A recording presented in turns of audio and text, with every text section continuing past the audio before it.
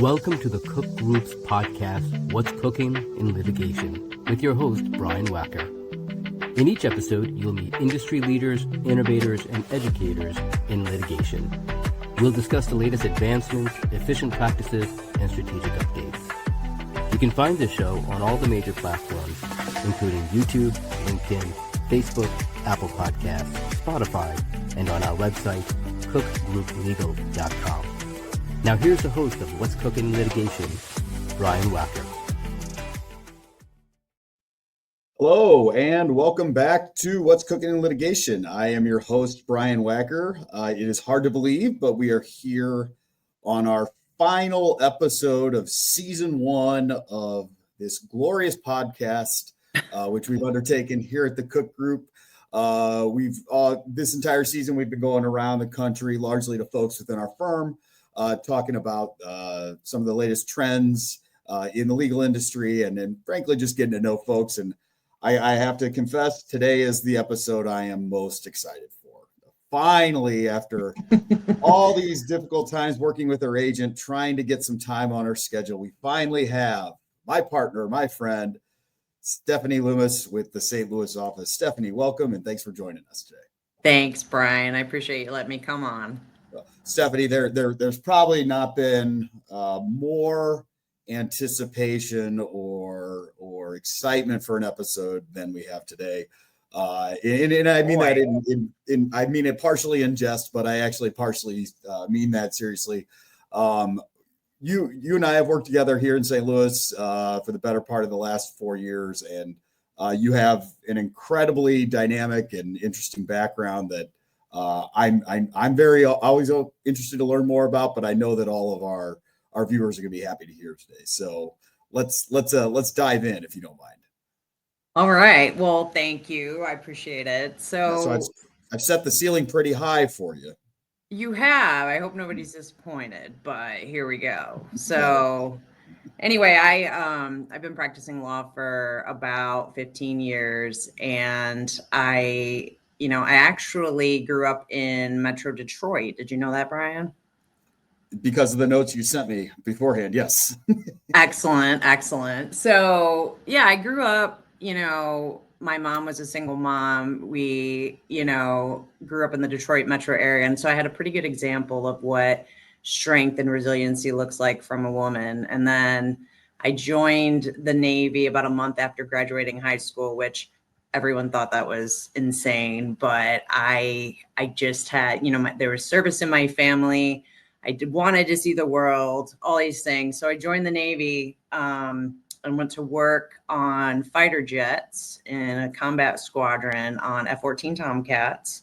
And my job was to actually fix radar and weapon systems, as well as navigation, some radio, some, bomb dropping equipment, but basically all the stuff that makes things go boom on F-14 Tomcats. So at the risk of sounding closed-minded or I just don't know things, it sounds to me, if I'm not mistaken, that's not a particularly female-driven profession or area. Is that right? No, not at all. And in fact, in my squadron, I was one of 9 women inducted into an all-male seagoing combat squadron. So it was challenging in the sense that it was an adjustment, I think, on everybody's part.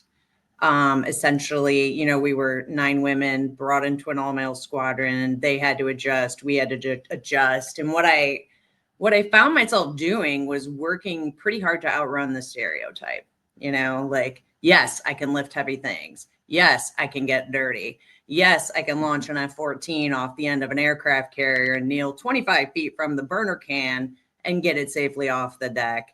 Yes, I can figure out how these weapon systems work and, be equal to or better than my male counterparts. So it was a lesson in what a woman can do. And, it really shaped a lot of my viewpoints, particularly going into law, because, at one time law was a predominantly male profession.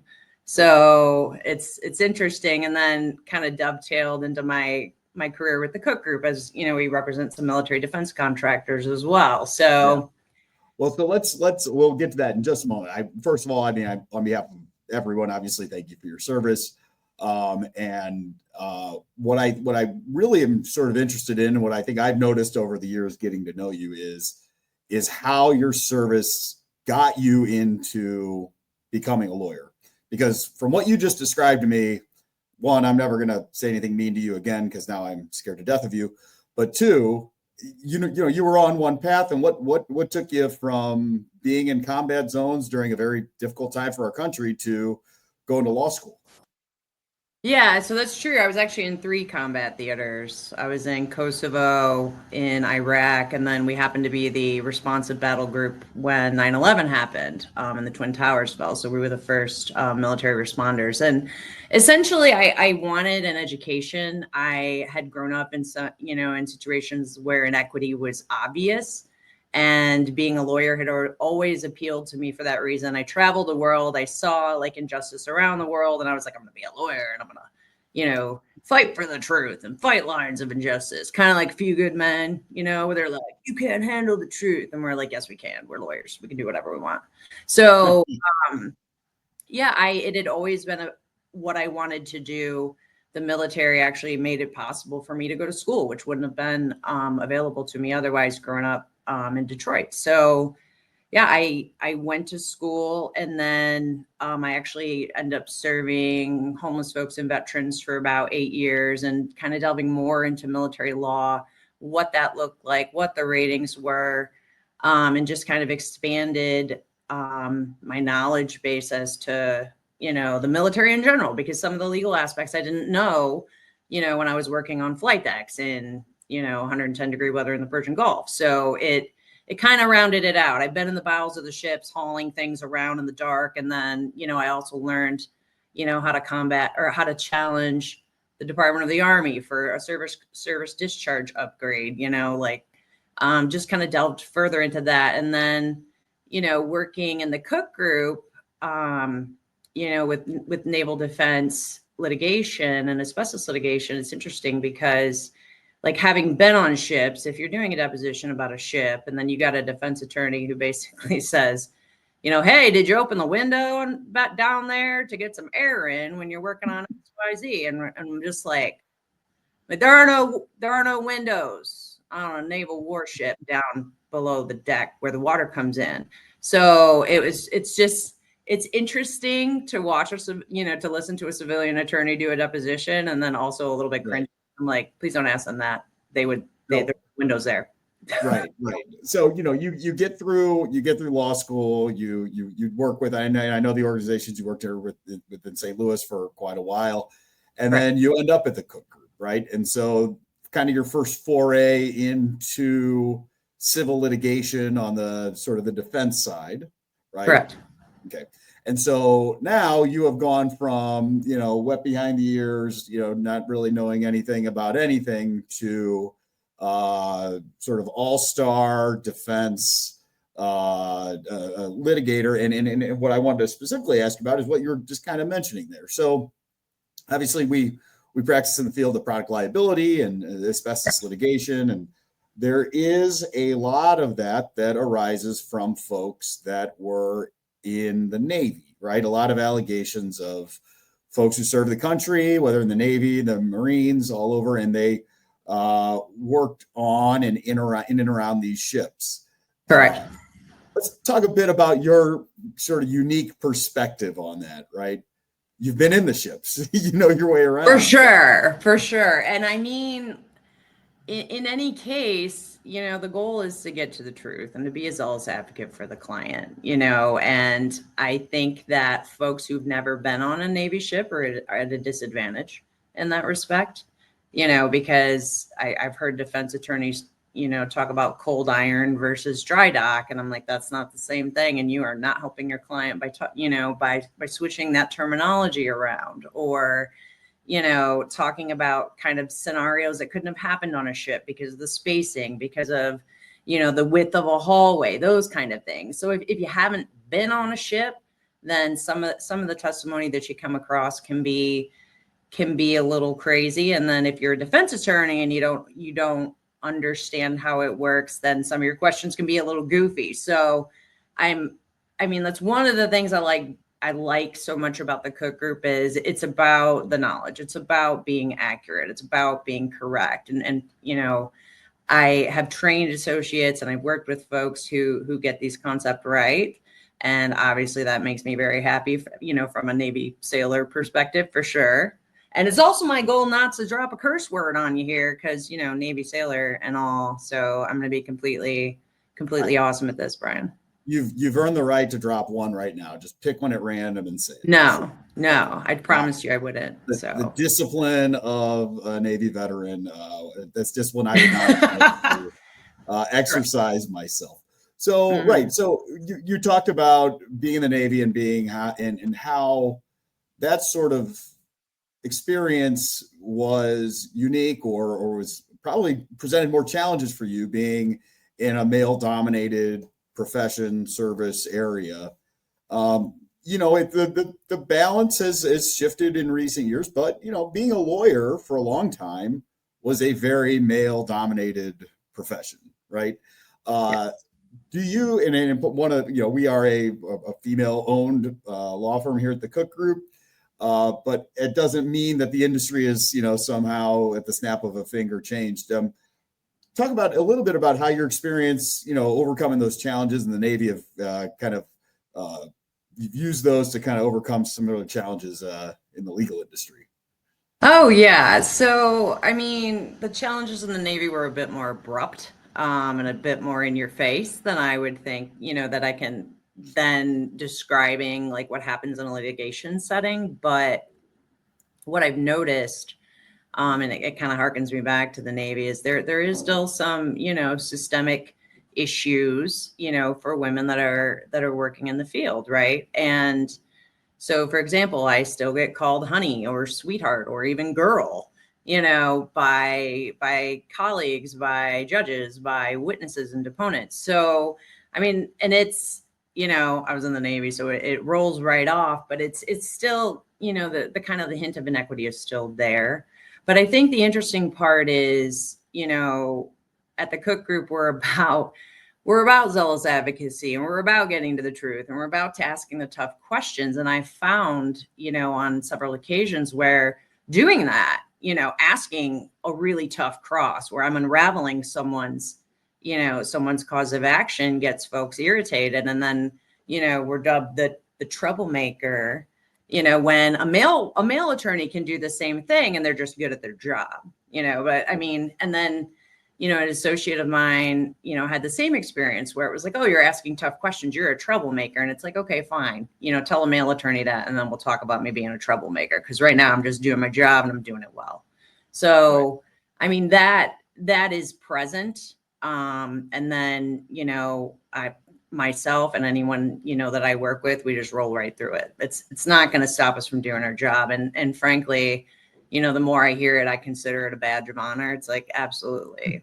I'm a troublemaker because you don't like the questions I'm asking. I'm going to keep doing them because, that's how we help defend our clients. Well, right. And I know you're, one of the great things about the Cook Group is you're not alone here in that role, right? There are strong, empowered women making a lot of trouble with our firm. So exactly. And I have had, it's one of the things I love about this firm. Like you mentioned, it's women owned, and diverse founders. And that is a culture here. And frankly, I've had the opportunity to work with Carrie Ann Cook, on the national level, and Jackie Miller in the Midwest, and Christine Calariso in California. And it's amazing because I watch them, walk into a room and command respect, just by virtue of they outwork everybody. They get results, and they're amazing litigators. So to be able to kind of study under these folks I've learned a lot, and honestly, it's inspirational. Like, yes, women can do this, and yes, they are bosses, and yes, we will also, take you to town in a cross-examination if we need to, because that's our job, and we'll do it better. If necessary, then we'll always do it better. So I'll end on that. Well, suffice to say that the Cook Group we have chock full of those women with those skills that you're talking about, and which is why the ultimate irony is they put the balding overweight guy as the face of the firm on the video podcast. That makes sense. That is true. That is true. It's strange. Well, we'll welcome you anyway, sir. Yeah, I appreciate that. That's great. So, Steph, you've worked in St. Louis your whole career, right? Correct. Yes. Okay. And, as we've sort of gone through this season, speaking to folks all around the country, we've gotten some perspective on St. Louis from our partner, Joe, and from the folks up in Chicago. But I think, sort of putting a bow on the season, it might be good to sort of just hit on that again real quick and sort of the unique aspects of what it is to practice and what so many people, going back to George Bush in 2002, calling sort of the judicial hellhole of America, right? This 3-county triangle of litigation. But yeah, talk a little bit about that and what you found sort of unique in that, and what folks who are watching they may be in New York or Chicago or elsewhere. What should they know about practicing here, specifically in the product liability field? Certainly. So, I mean, on both sides of the Mississippi here, you get the arch in the background, Madison County, St. Clair County, St. Louis City, Missouri. I mean, the most asbestos cases are filed basically in these counties. The Cook Group has offices, in every other kind of hotspot asbestos jurisdiction, but here is the volume. They're filed here more often than most other jurisdictions. And then, because of that volume, each court has developed its own unique way of addressing asbestos litigation cases. So it's hugely important, if you're gonna have cases here in Madison County, St. Clair, even Cook County, St. Louis, that you understand how the courts are addressing the volume, in the asbestos litigation, and then you understand the players, right? So yes, you need to know the law, but you also need to know your audience, who you're practicing in front of, what the specific rules are that they've come up with to address this, kind of massive influx of cases. But I mean, it might be the toasted ravioli though, Brian. Yeah. They might file them here just so they can eat St. Louis's toasted ravioli. And the Provel cheese, out there. Probably that as well.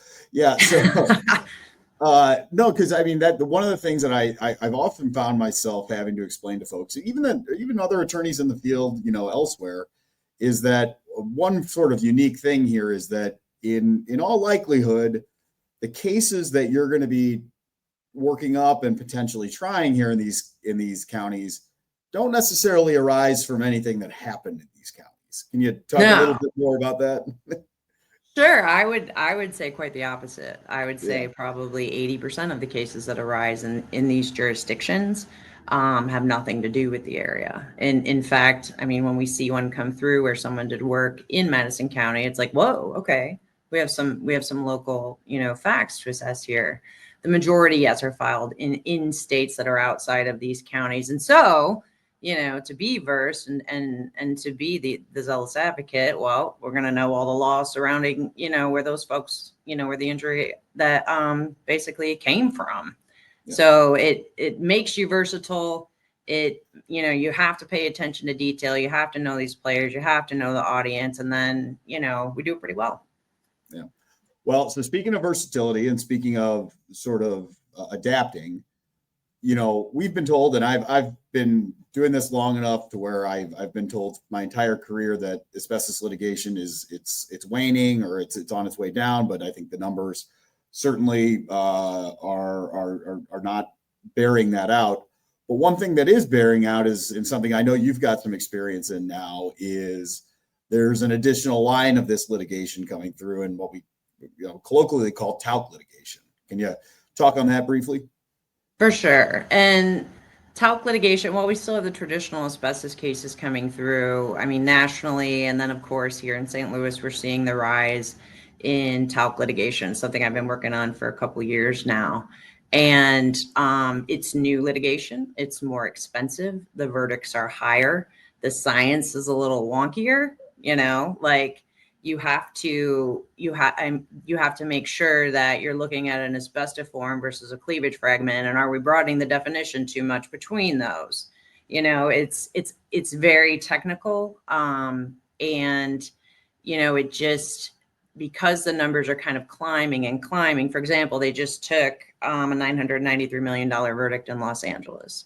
They took a $43 million verdict in Massachusetts. So, I mean, we've also taken defense verdicts, right? We had a defense verdict in South Carolina. We had a defense verdict in Los Angeles as well. So we're going back and forth on this, but the science has to be right. You know, the law has, the science, you know, on the plaintiff side has to be challenged. If it's junk, we're doing that. And then I think also importantly, you know, state of the art comes into play, and you know, the Cook Group's been on the forefront of that, you know, recently, and in the fact that who knew what when, right? The federal government is saying that, you know, that talc is a safe ingredient, you know, to everybody forever. Then, you know, when, at what point does it become not safe, and at what time, at what point, you know, does that liability or burden shift to a company who's relied on the government to tell them, you know, this is fine, this is safe. Right. You know, and one of the things that occurs to me, and as we sort of wrap up here, but one of the things that occurs to me about talc litigation is that, you know, as lawyers and folks who run companies and, you know, executives, one of the things that we value so much is predictability, right? Right. Knowing that there's a certain outcome that will happen if you do X, Y, and Z. As lawyers, you sort of evaluate predictability based on what the settled law is, what the settled science is, what the settled precedent is. And with talc litigation, we simply don't have that yet, right? It's all emerging, it's all forming as we go. And I think that what that probably tells a lot of people is that this is a dangerous area that you need someone who knows what the hell they're talking about advising you on it. Oh, 100%, 100%. And then even there haven't really been any talc verdicts here in the area as well. So we watch nationally what happens. We watch, you know, the science challenge nationally, you know, so it'll be interesting to see how it shakes out. Yeah, exactly. Well, on that note, let's leave the episode and the season on a high degree of unpredictability so we can come back next year. Tell you what, everything we found out in the meantime. But no, Steph, I really do appreciate you joining us. This has been great. I could talk to you for hours about this stuff, and we will all but certainly have you back next year to keep us floated on or abreast on what you've been doing since. And we just really appreciate your time today. Thank you, Brian. I appreciate you having me on. All right. Well, that does it for this latest and last episode of What's Cooking in Litigation. We want to thank everybody over the course of the last few months who's been tuning in, who's been watching, sharing our video. Really appreciate it. Your comments and your feedback have been great as we determine what and if and how to do season 2. So keep that coming. And in the meantime, thank you all again for participating, for joining us, and stay tuned. You've been tuning in to the Cook Group's podcast, What's Cookin' in Litigation, with your host, Brian Wacker. You can find this show on all the major platforms, including YouTube, LinkedIn, Facebook, Apple Podcasts, Spotify, and on our website, cookgrouplegal.com. Thank you for sharing this show with others.